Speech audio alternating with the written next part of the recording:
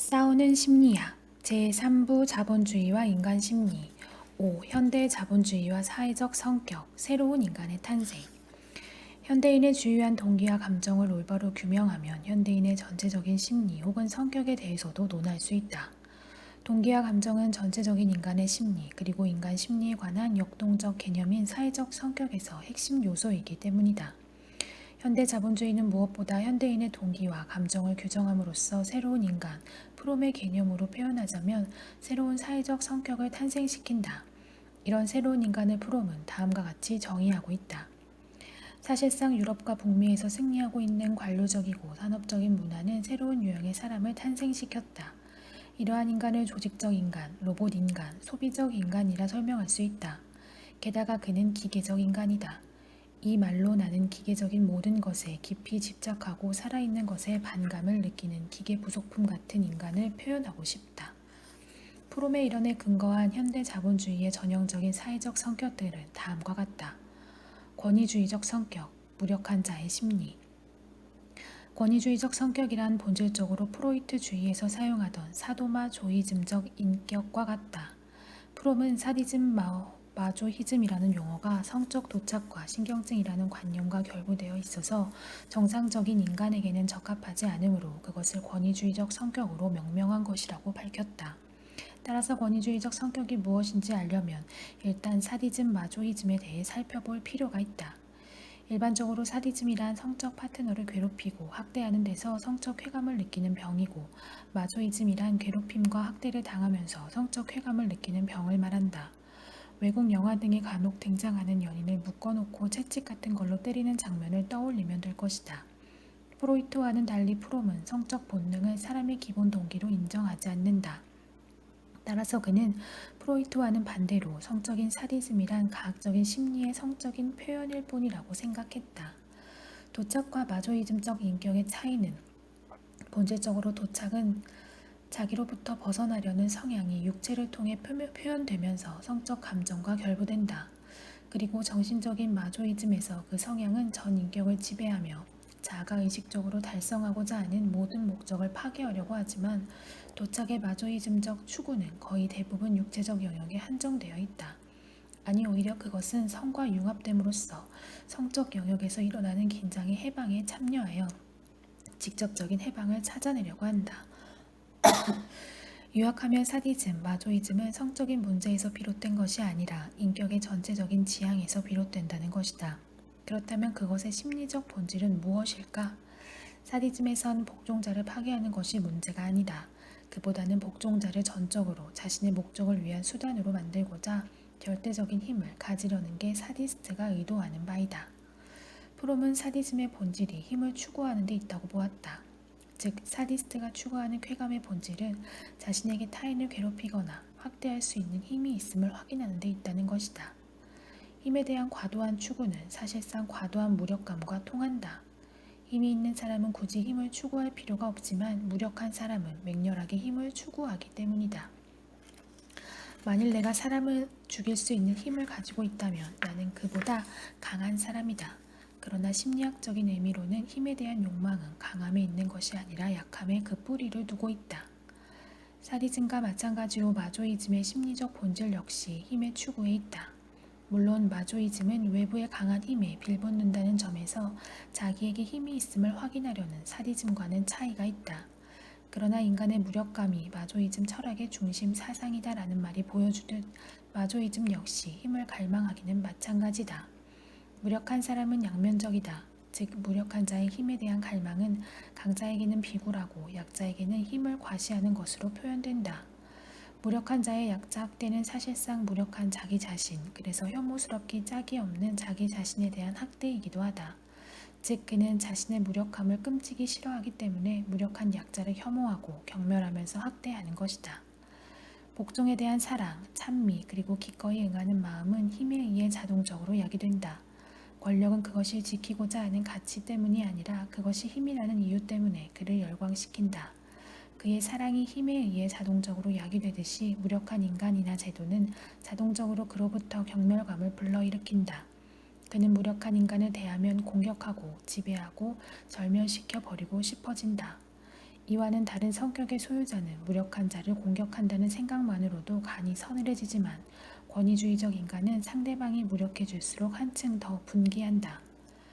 프롬은 사도마조히즘의 원인으로 무력감 외에도 고립감을 거론하고 있다.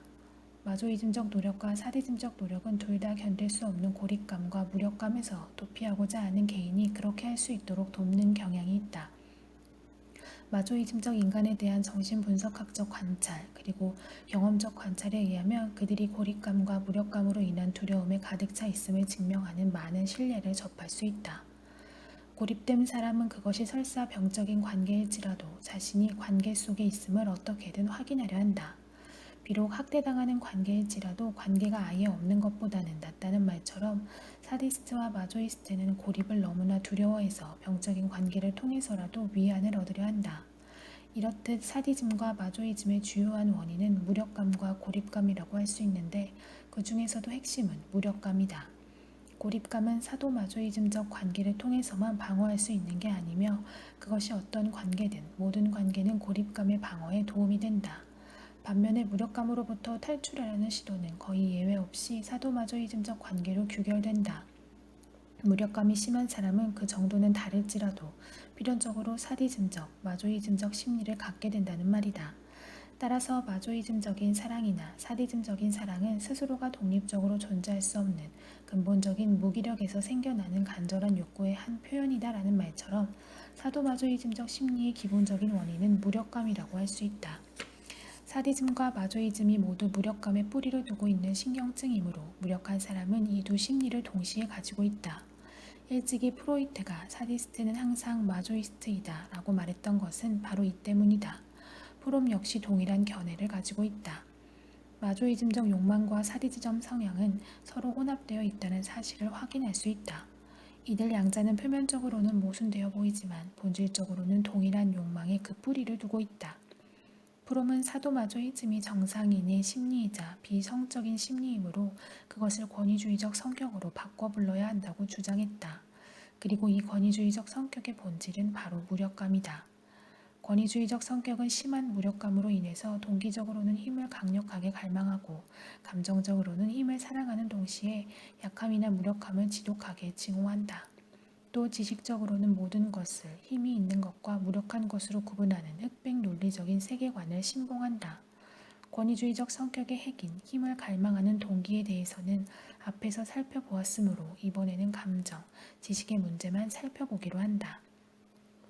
권위주의적 성격은 힘을 사랑하는 동시에 무력함을 증오하는 감정적 특징을 가지고 있는데 이런 감정 반응은 아주 강렬해서 항상 강한 힘에는 열광하지만 쇠퇴해 가거나 약해 보이는 힘은 잔인하게 공격한다. 종교개혁 가루터는 몰락해가던 교회의 권위에 대항하여 싸웠지만 정작 황제라는 세속적인 권위에 대해서는 복종을 가장 열렬히 요구했다. 히틀러는 보다 큰 힘이라고 생각되는 신, 운명, 필연, 역사, 자연 등에 대해서는 굴종적인 방식으로 반응했지만 반면에 힘없는 자라고 생각된 무력한 혁명가는 심하게 경멸했다. 히틀러는 영국이 강하다고 생각되었을 때는 영국을 사랑하고 찬미했지만 영국이 약해졌다고 생각되자 영국을 경멸하면서 공격했다.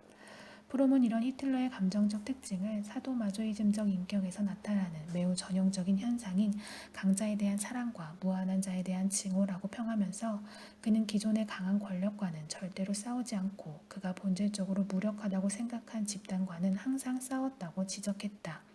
식민지 시절 한국의 친일파들은 일본이 가장 강하다고 생각될 때에는 일본을 찬양하면서 미국을 경멸하고 증오했다. 그러나 미국이 일본을 멸망시키자 그들은 하루아침에 미국을 찬양하면서 일본을 향해서는 침을 뱉어댔다. 그러나 한국의 극우보수 세력은 일본이 재기에 성공하자 다시 저자세를 취하며 아양을 떨기 시작했고 최근에는 중국이 부상하자 중국에 대해서도 굽실거리고 있다. 이것은 한국의 극우보수 세력의 심리야말로 무력감의 화신인 권위주의적 성격의 전형임을 뚜렷이 보여준다. 단언컨대 만일 북한이 미국을 힘으로 압도한다면 그들 중 일부는 정신적으로 미치겠지만 대부분은 하루아침에 북을 찬양하고 숭배하는 열렬한 종북 세력이 될 것이다. 그들이 사랑하는 것은 이념이 아니라 강한 힘이기 때문이다. 이렇듯 권위주의적 성격은 그 특유의 동기와 감정으로 인해 힘 중심의 세계관을 신봉한다. 이와 관련해 프롬은 다음과 같이 말했다. 권위주의적 철학의 평등이란 개념은 존재하지 않는다. 그가 보기에 이 세계는 힘을 가진 자와 가지지 않은 자, 다시 말해 우월한 자와 열등한 자로 이루어져 있다. 권위주의적 성격은 힘에 과도하게 집착하기 때문에 세상을 힘 중심으로 본다. 그 결과 세계 속의 모든 것을 힘 있는 것과 약한 것으로 구분하는 흑백 논리에 사로잡히게 되고 강자가 약자를 지배하고 학대하는 것은 당연하다는 약육강식의 원리를 굳게 믿는다. 통속적으로 말해 권위주의적 성격이란 강자 앞에서는 한없이 약하고 약자 앞에서는 한없이 강한 사람이다. 권위주의적 성격자는 마치 하이에나처럼 사자가 힘이 셀 때는 머리를 조아리며 굽실거리다가 사자가 상처라도 입을라 치면 잽싸게 달려들어 물어뜯는다. 그에게는 그 어떤 확고한 신념도 건강한 사람도 의리나 정의도 존재하지 않는다.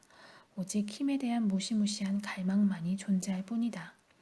이 이분법, 상위의 힘에 대한 종속과 하위의 힘에 대한 지배는 권위주의적 성격의 특징적인 태도이다. 한국 사회가 한국인들에게 무력감을 강요하는 지는 이미 오래되었다. 과거에는 그래도 권위주의적 성격이 한국의 지배층 내에서만 일반적이었고 일반인들 사이에는 그다지 심하지 않았다. 그러나 요즘에는 권위주의적 성격 혹은 심리가 일반인들 사이에도 만연되어 있다. 한국의 지배층은 강자인 묘국에 굴종하고 숭배하는 대신 약자인 국민을 경멸하고 학대한다. 사회생활을 한 아버지는 강자인 지배층에게 굴종하는 대신 집에 와서 약자인 아내와 아이들을 학대, 아내가 남편과 아이들을 학대하는 경우도 많다 하고 경멸한다. 어머니는 강자인 지배층과 남편에게 굴종하는 대신 약자인 아이들을 학대하고 경멸한다. 모든 어른들에게 학대당하는 아이들은 어른이나 힘센 아이한테는 비굴한 대신 약한 아이를 집단으로 따돌리며 경멸한다. 무력한 아이들은 자라서 병든 사회에 굴종하는 무력한 아버지, 어머니가 되어 약자를 학대하고 경멸한다. 이런 악순환의 흐름이 한국에서는 이미 굳어져 가고 있는 듯하다. 내가 트라우마 한국 사회에서 우월감 트라우마라고 명명했던 것이 바로 이와 관련이 있다. 이런 무력감의 악순환과 대물림을 하루라도 빨리 끝장내지 못한다면 구구보수 세력을 압도할 수 있는 강한 정치 세력이 등장하지 못한다면 구구보수 세력이 영구 집권할 가능성은 점점 더 높아질 것이다. 대세 추종적 성격, 고립자의 심리. 프롬은 로봇화한 인간에 대해 자주 언급하고 있는데 나는 이것을 대세 추종적 성격으로 재정의하고자 한다. 대세 추종적 성격은 동기적으로는 대세를 맹목적으로 추종하려 하고 감정적으로는 타인들과 똑같아야만 안심하면서 사회적 고립을 극도로 두려워하며 지식적으로는 대세나 다수가 곧 참이라는 견해를 신봉한다. 오늘날 절대다수의 현대인은 대세를 추종하면서 지독하게 획일화되어 있다. 획일화된 존재는 독립적이고 변혁적인 존재가 아니므로 현대인에게 진정한 의미의 개성이란 존재하지 않는다. 현대인이 과도할 정도로 남들과의 차별성을 추구하면서 사이비 개성에 집착하는 까닭도 그가 몰개성의 시대에 살고 있기 때문이다. 개성 숭배의 한 가지 이유는 자명하다. 개성이 사실상 사라질수록 그것은 더욱더 말들로 찬양되는 것이다. 산업, 텔레비전, 소비 풍습은 그것들이 조종하는 사람들의 개성에 경의를 바친다. 소위 차이라는 것들은 개성적인 남자 혹은 여자가 자유로이 개성적인 물건들을 택한다는 환상을 만들어내는 목적에 기여한다.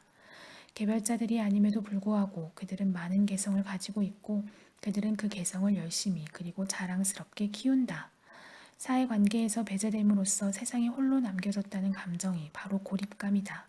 사람은 이 고립감을 극도로 두려워하는데 대부분의 현대인이 대세를 추종하는 것도 이 고립감을 방어하기 위해서다. 그 이유는 다음과 같다.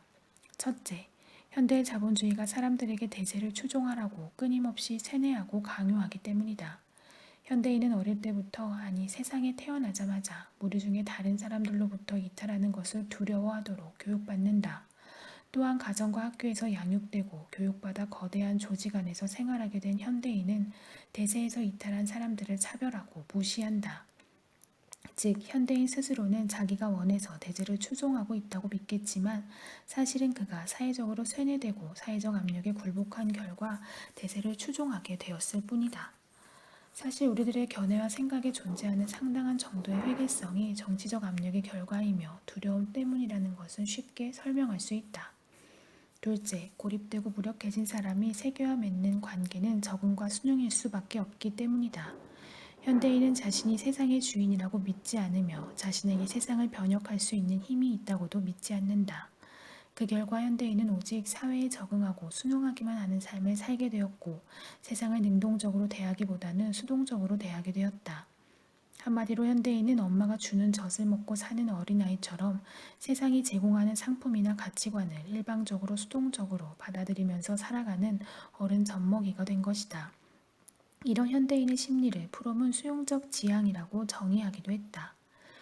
20세기 중반에는 저축적 지향이 수용적 지향의 자리를 내줬다. 수용적 지향의 목적은 항상 새로운 것을 흡수, 소유하는 것, 그리고 계속 입을 벌린 채 받아들이려는 태도로 살아가는 것이다. 현대인은 자신이 자유롭다고, 즉 수많은 상품들 중에서 자신이 원하는 것을 선택하는 자유를 만끽하고 있다고 착각하지만 그것은 세상을 창조하고 변혁할 수 있는 자유를 박탈당한 채 수동적으로 세상을 받아들이는 로봇의 자유일 뿐이다. 인간은 항시 수동적이며 소외된 소비자로 남아있을 뿐이다. 그는 그가 구입한 상품을 소비하는 그 같은 텅 비고 소외된 방식으로 국기운동, 영화, 신문, 잡지, 강의, 자연, 정치, 자연경치, 사교적 모임 등을 소비하고 있을 뿐이다. 실제로 인간은 자신의 여가를 자유롭게 즐길 겨를이 없다. 즉 자신의 여가 시간을 어떻게 쓰느냐는 것도 그가 구입하는 상품처럼 산업에 의해 결정 지어진다. 셋째, 현대인의 자기개념 혹은 정체성조차 대세에 의해 규정되기 때문이다. 한 프랑스 영화에는 극소수의 사람만 빼고 어느 날 갑자기 온 세상 사람들이 다 사라지는 장면이 나온다. 그 극소수의 사람들조차 하나둘씩 사라지기 시작해 마침내는 두 사람만 남게 되었을 때 그중 한 명이 나머지 한 명에게 이렇게 말한다. 나는 지금까지 사람들한테 나를 맞추면서 살아왔어. 그런데 이제는 내가 누구인지 모르겠어.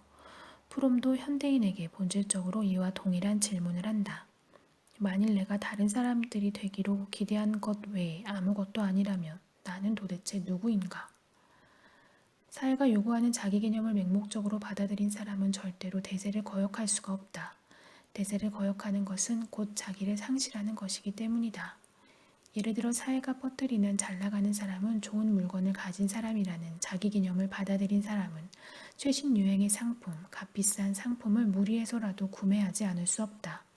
만일 그가 그런 상품을 구입하지 않기로 결정하면 잘 나가는 사람이라는 자기 개념이 붕괴되어 자기를 상실하게 될 것이다. 현대인이 대세 추종적 성격을 가지고 있다는 것은 그가 사회가 프로그램 해준 대로 살아가는 로봇이 되었다는 뜻이기도 하다. 로봇에게는 생명이 없다. 즉 로봇은 이미 생명체로서는 사망한 존재라고 할 수 있다. 그렇기 때문에 로봇이 된 현대인은 다른 로봇과의 차별성을 개성이라고 착각한 채 자신이 로봇이 아님을 증명하기 위해서 자신이 살아있음을 확인하기 위해서 타인과의 차별성에 집요하게 매달리는 것이다. 한 인간이 심리적으로 로봇인 것은 설사 생물학적으로는 살아있더라도 감정적, 정신적으로는 죽어있음을 의미한다. 만족과 낙천주의를 가장하고 있으나 실제로는 그 배후에서 심각한 불행에 빠진 채 근대인은 절망의 벼랑 끝에 서 있다. 그는 개성이라는 개념에 절망적으로 매달린다. 즉 그는 타인과 달라지기를 원하고 또한 다르다는 것만큼 그가 찬양할 말은 없다. 병적인 사회에서 대세란 대체로 좋지 않은 것이다. 따라서 대세를 추종하는 것은 사람에게 해가 되며 더욱이 별 생각 없이 맹목적으로 대세를 추종하는 것이 습관이 되면 결국 사람은 로봇이 되고 말 것이다. 프롬의 다음과 같은 충고가 몹시 소중하게 여겨지는 것은 이 때문이다. 다른 사람들이 우리의 행동을 이해하지 못한다면 그렇게 한들 어떠랴? 우리에게 자기들이 이해하는 일들만 해달라는 그들의 요청은 우리를 지배하려고 하는 시도이다. 그것이 그들의 눈에 반사회적이거나 불합리한 것으로 보인다면 그대로 놔두자. 대개 그들은 우리의 자유와 자기 자신이 되려고 하는 우리의 용기를 못마땅하게 생각하는 것이다. 그렇게 설명이 필요하다는 것 때문에 얼마나 많은 인생들이 망가졌던가. 자유로운 사람은 오직 자기 자신에게만 그리고 설명을 요구할 정당한 권리를 가진 몇 안 되는 사람들에게만 설명할 필요가 있다.